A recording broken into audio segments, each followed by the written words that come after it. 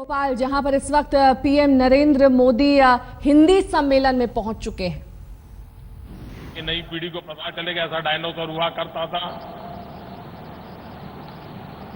यानी पहले क्या था, इसको जानने पहचानने के लिए आज हमें इस प्रकार के मार्गों का उपयोग करना पड़ता है। आज भी हमें सद्दूर सुनने को मिलता है कि हमारी संस्कृत भाषा में ज्ञान के भंडार भरे पड़े हैं, लेकिन संस्कृत भाषा को जानने वाले लोगों की कमी के कारण उन ज्ञान के भंडारों का लाभ हम नहीं ले पा रहे हैं। कारण क्या? हमें पता तक नहीं चला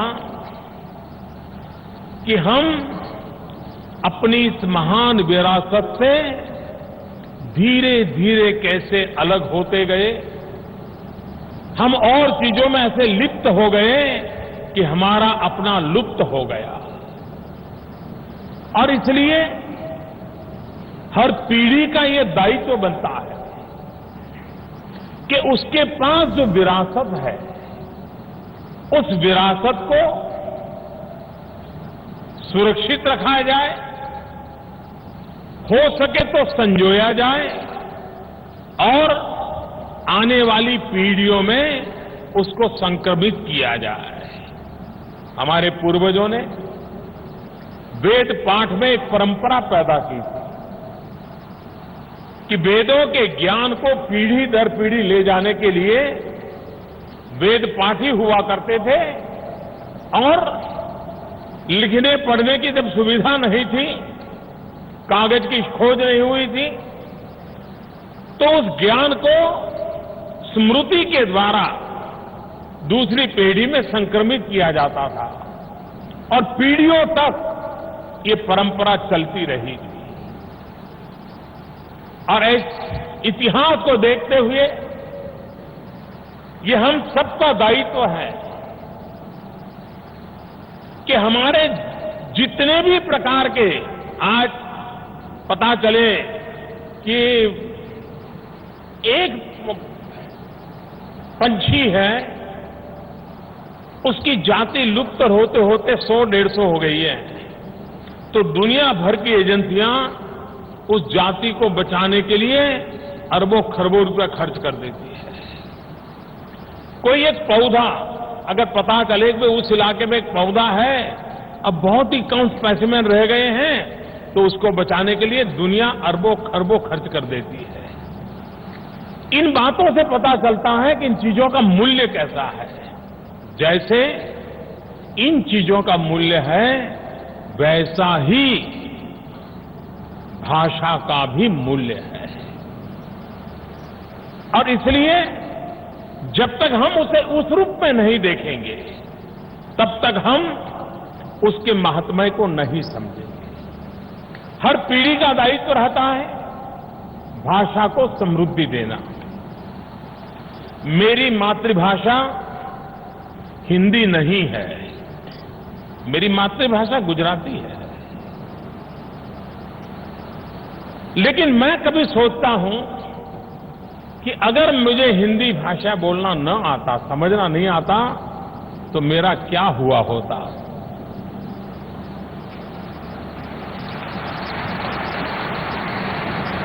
मैं लोगों तक कैसे पहुंचता, मैं लोगों की बात कैसे समझता, और मुझे तो व्यक्तिगत रूप में भी इस भाषा की ताकत क्या होती है उसका भली भांति मुझे अंदाज है। और एक बात देखिए, हमारे देश में, मैं हिंदी साहित्य की चर्चा नहीं कर रहा हूं, मैं हिंदी भाषा की चर्चा कर रहा हूं। हमारे देश में हिंदी भाषा का आंदोलन किस लोगों ने चलाया? ज्यादातर हिंदी भाषा का आंदोलन उन लोगों ने चलाया है जिनकी मातृभाषा हिंदी नहीं थी। सुभाष चंद्र बोस हो, लोकमान्य तिलक हो, महात्मा गांधी हो, काका साहब कालेलकर हो, राजगोपालाचार्य हो, सबने यानी जिनकी मातृभाषा हिंदी नहीं थी, उनको हिंदी भाषा के लिए, उसके संरक्षण और संवर्धन के लिए जो दीर्घ दृष्टि से उन्होंने काम किया था, ये हमें प्रेरणा देता है। और आचार्य विनोबा भावे, दादा धर्माधिकारी जी, गांधीयन फिलॉसफी से निकले हुए लोग, उन्होंने यहां तक उन्होंने भाषा को और लिपि को, दोनों की अलग अलग ताकत को पहचाना था। और इसलिए एक ऐसा रास्ता विनोबा जी के द्वारा विचारों से प्रभावित लोगों ने डाला था कि हमें धीरे धीरे आदत डालनी चाहिए कि हिंदुस्तान की जितनी भाषाएं हैं, वो भाषाएं अपनी लिपि को तो बरकरार रखें, उसको तो समृद्ध बनाएं, लेकिन नागरी लिपि में भी अपनी भाषा लिखने की आदत डालें। शायद विनोबा जी का ये विचार, दादा धर्माधिकारी जी का विचार, गांधीयन मूल्यों से जुड़े हुए लोगों का विचार, ये अगर प्रभावित हुआ होता तो लिपि भी भारत की विविध भाषाओं को समझने के लिए और भारत की राष्ट्रीय एकता के लिए एक बहुत बड़ी ताकत के रूप में उभर आई होती। उसी प्रकार से भाषा हर पीढ़ी ने, देखिए भाषा वो जड़ नहीं हो सकती। जैसे जीवन में चेतना होती है, वैसे ही भाषा में भी चेतना होती है। हो सकता है उस चेतना की अनुभूति स्टेथोस्कोप से नहीं जानी जाती होगी, उस चेतना की अनुभूति थर्मोमीटर से नहीं नापी जाती होगी, लेकिन उसका विकास, उसकी समृद्धि उस चेतना की अनुभूति कराती है। वो पत्थर की तरह जड़ नहीं हो सकती है। भाषा वो मचलता हुआ एक हवा का झोंका, जिस प्रकार से बहता है, जहां से गुजरता है, वहां की सुगंध को अपने साथ लेकर के चलता है, वो जोड़ता चला जाता है। अगर हवा का झोंका बगीचे से गुजरे तो सुगंध लेके आता है, और कहीं ड्रेनेज के पास से गुजरे तो दुर्गंध लेकर के आता है। वो अपने आप में समेटते रहता है। भाषा में भी वो ताकत होती है। जिस पीढ़ी से गुजरे, जिस इलाके से गुजरे, जिस हालात से गुजरे, वो अपने आप में समाहित करती है, वो अपने आप को पुरस्कृत करती रहती है, पुलकित करती रहती है। ये ताकत भाषा की होती है, और इसलिए भाषा चैतन्य होती है, और उस चेतना की अनुभूति आवश्यक होती है। पिछले दिनों जब प्रवासी भारतीय सम्मेलन हुआ था, तो हमारे विदेश मंत्रालय ने एक बड़ा अनूठा कार्यक्रम रखा था कि दुनिया के अन्य देशों में भारतीय लेखकों द्वारा लिखी गई किताबों का प्रदर्शन किया जाए। और मैं हैरान भी था और मैं खुश था कि अकेले मॉरिशस से 150 लेखकों द्वारा लिखी गई किताबें, और वो भी हिंदी में लिखी गई किताबों का वहां पर प्रदर्शन हो रहा था। यानी दूर सुदूर इतने देशों में भी हिंदी भाषा का प्यार हम अनुभव करते हैं। हर कोई अपने आप से जुड़ने के क्या रास्ते होते आगे। कोई अगर इस भूभाग में नहीं आ सकता है, आने के हालात नहीं होते, तो कम से कम हिंदी के 2-4 वाक्य बोल करके भी वो अपनी प्रतिबद्धता को व्यक्त कर देता है। हमारा ये निरंतर प्रयास रहना चाहिए।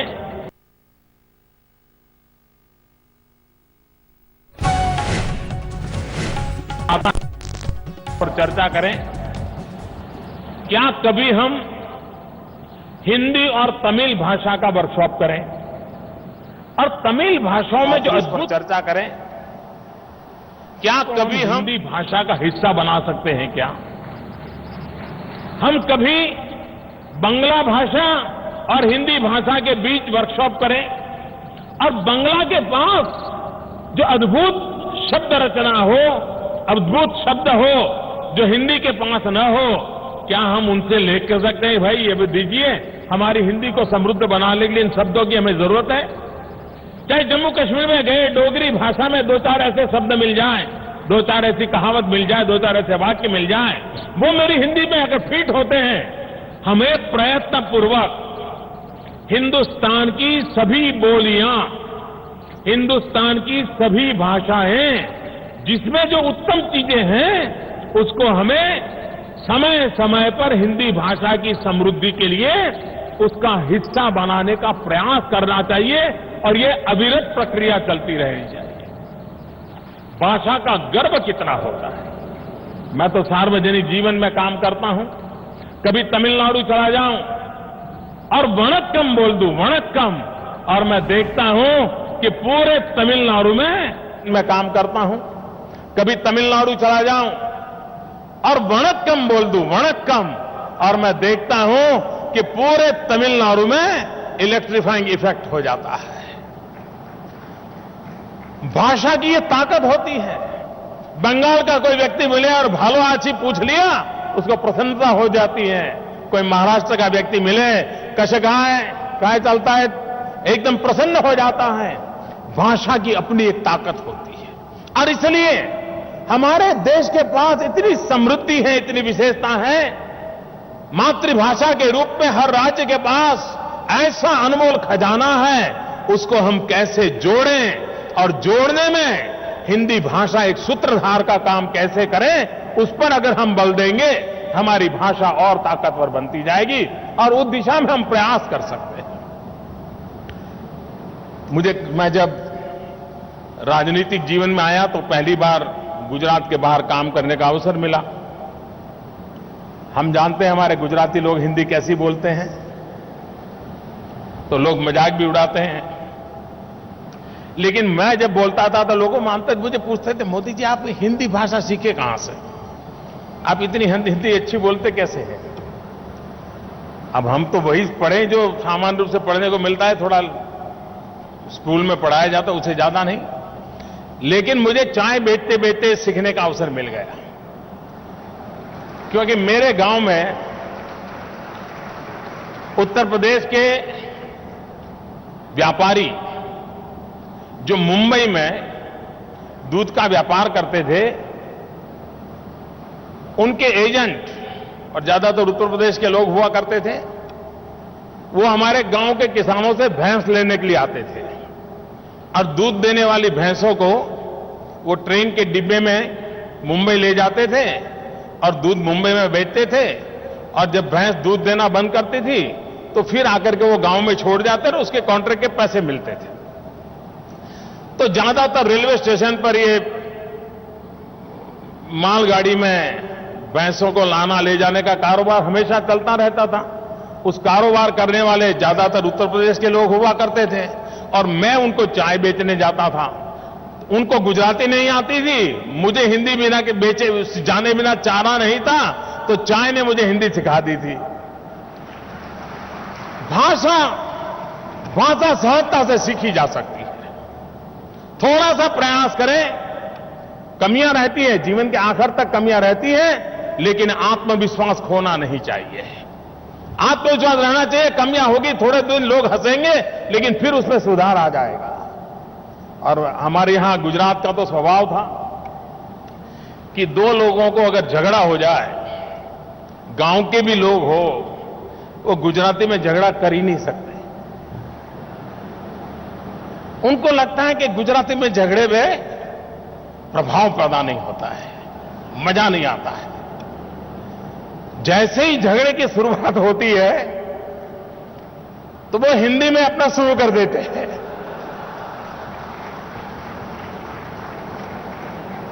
दोनों गुजराती है, दोनों गुजराती भाषा जानते हैं, लेकिन अगर ऑटो रिक्शा वाले से भी झगड़ा हो गया पैसों का, तो तू मैं हिंदी में शुरू हो जाती है। उसको लगता है कि हाँ हिंदी बोलूंगा तो उसको लगेगा हाँ ये कोई दम वाला आदमी है।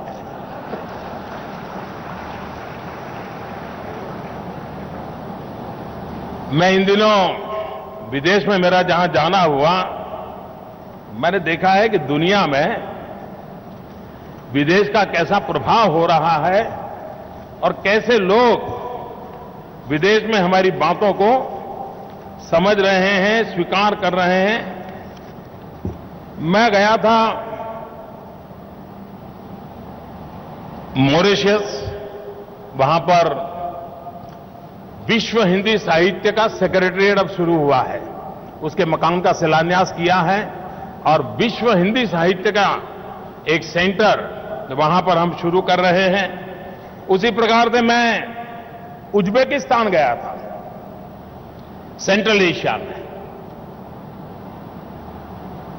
उज्बेकिस्तान में एक डिक्शनरी का लोकार्पण करने का मुझे अवसर मिला और वो डिक्शनरी थी Uzbek to Hindi, Hindi to Uzbek. अब देखिए कि दुनिया के लोगों को कितना इसका आकर्षण हो रहा है। मैं फुदान यूनिवर्सिटी में गया चीन में, वहां पर हिंदी भाषा को जानने वाले लोगों का एक अलग मीटिंग हुआ और वो इतने बढ़िया ढंग से हिंदी भाषा में चीन के लोग मेरे से बात कर रहे थे, यानी उनको भी लगता था कि इसका महात्म्य कितना है। मंगोलिया में गया, अब कहां मंगोलिया है, लेकिन मंगोलिया में भी हिंदी भाषा का आकर्षण, हिंदी भाषा बोलने वाले लोग ये वहां हमें नजर आए। और मेरा एक जो भाषण हुआ वो हिंदी में हुआ, उसका भाषांतर हो रहा था, लेकिन मैं देख रहा था कि मैं हिंदी में बोलता था और जहां तालियां बजानी थी वो तालियां बजा लेते थे, हंसना था वहां हंस लेते थे। यानी इतनी बड़ी मात्रा में दुनिया के अलग अलग देशों में हमारी भाषा पहुंची हुई है और लोगों को इसका एक गर्व होता है। आप रशिया में जाएं, रशिया में इतना काम हो रहा है हिंदी भाषा पर, आपको रशिया में इतने हिंदी भाषा बोलने वाले लोग मिलेंगे। आप जाएंगे तो सरकार की तरफ से जो अटेंडेंट रखते हैं वो हिंदी भाषी जानने वाले रशियन नागरिक को रखते हैं। यानी इतनी बड़ी मात्रा में वहां हिंदी भाषा, और हमारी सिने जगत ने, फिल्म इंडस्ट्री ने करीब करीब इन देशों में फिल्मों के द्वारा हिंदी को पहुंचाने का बहुत बड़ा काम किया है। सेंट्रल एशिया में तो शायद आज भी बच्चे हिंदी फिल्मों के गीत गाते हैं। कहने का तात्पर्य यह है कि एक भाषा के रूप में आने वाले दिनों में हिंदी भाषा का महात्म्य बढ़ने वाला है। जो भाषा शास्त्री हैं उनका एक मत है कि दुनिया में करीब करीब 6000 भाषाएं हैं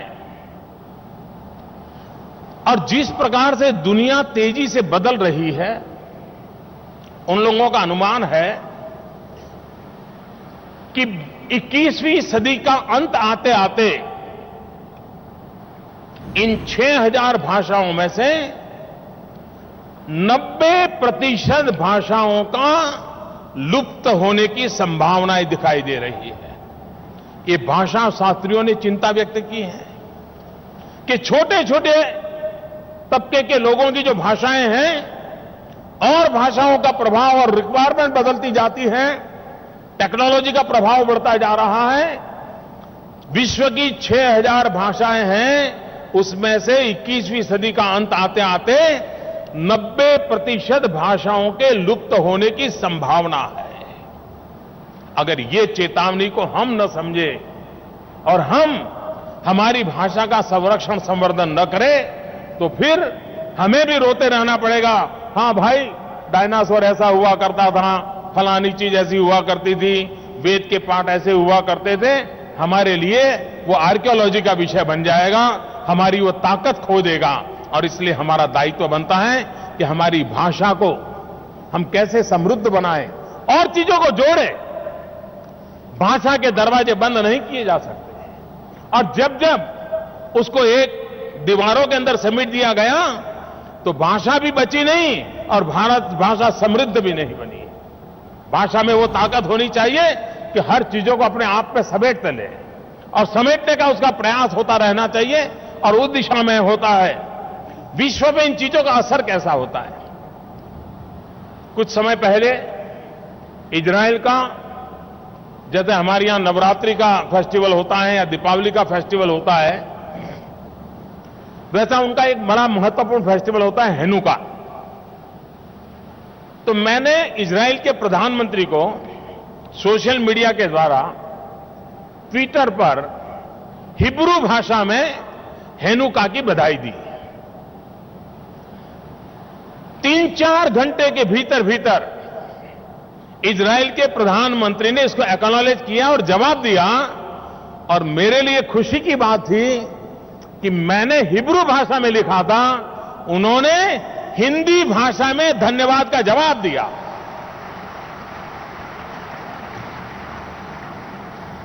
इन दिनों दुनिया के जिन भी देशों से मुझे मिलने का होता है, वो एक बात अवश्य बोलते हैं, सबका साथ सबका विकास।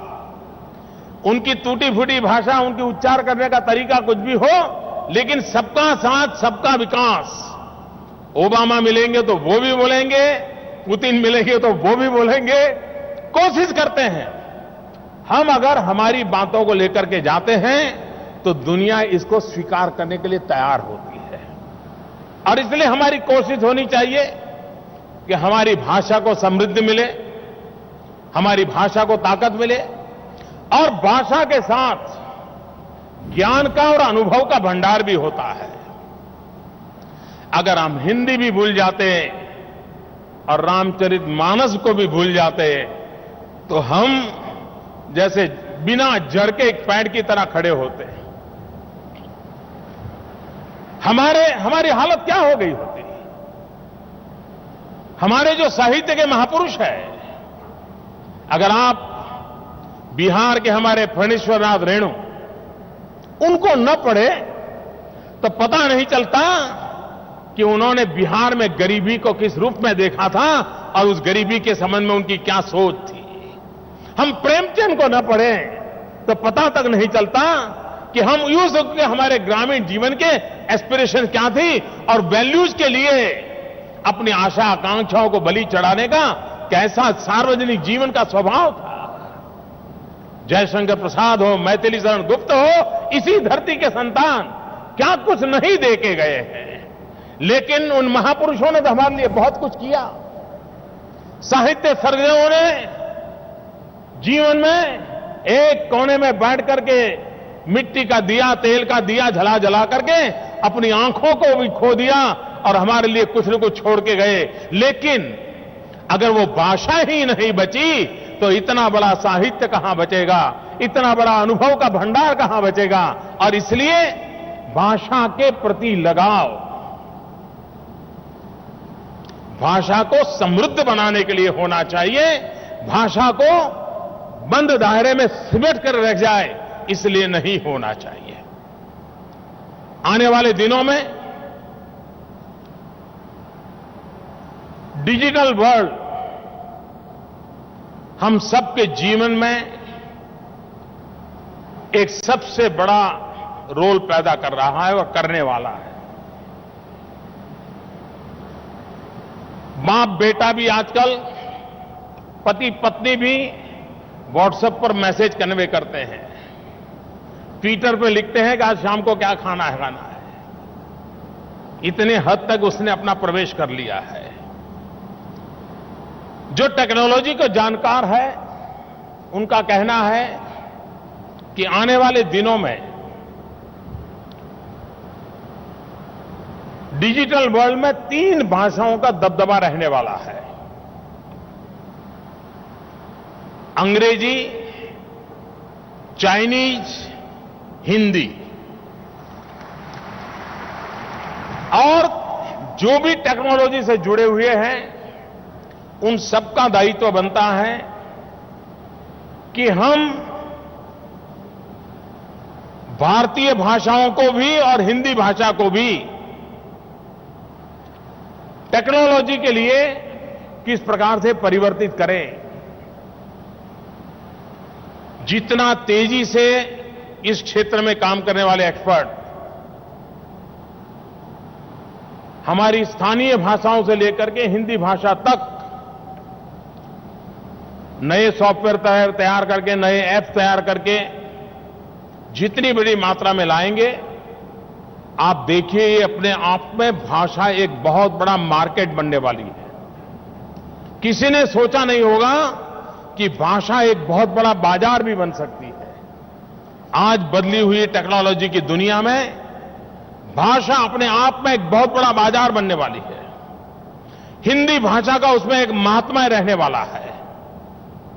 और जब मुझे हमारे अशोक चक्रधर अभी मिले किताब लेकर के उनकी, तो उन्होंने मुझे खास आग्रह से कहा कि मैंने मोस्ट मॉडर्न टेक्नोलॉजी यूनिकोड में इसको तैयार किया है।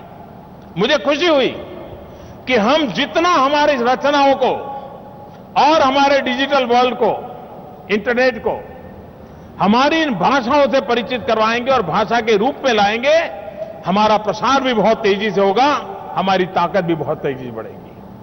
और इसलिए भाषा का उस रूप में उपयोग होना चाहिए। भाषा अभिव्यक्ति का साधन होती है। हम क्या संदेश देना चाहते हैं, हम क्या बात पहुंचाना चाहते हैं, भाषा एक अभिव्यक्ति का माध्यम होती है। हमारी भावनाओं को जब शब्द देह मिलता है तो हमारी भावनाएं चिरंजीव बन जाती है। और इसलिए भाषा उस शब्द देह का आधार होता है। उन शब्द विश्व की जितनी हम आराधना करें उतनी कम है। और आज का ये हिंदी का महाकुंभ विश्व के 39 देशों की हाजिरी में और भोपाल की धरती पर, जिसने हिंदू भाषा को समृद्ध बनाने में बहुत बड़ा योगदान किया है,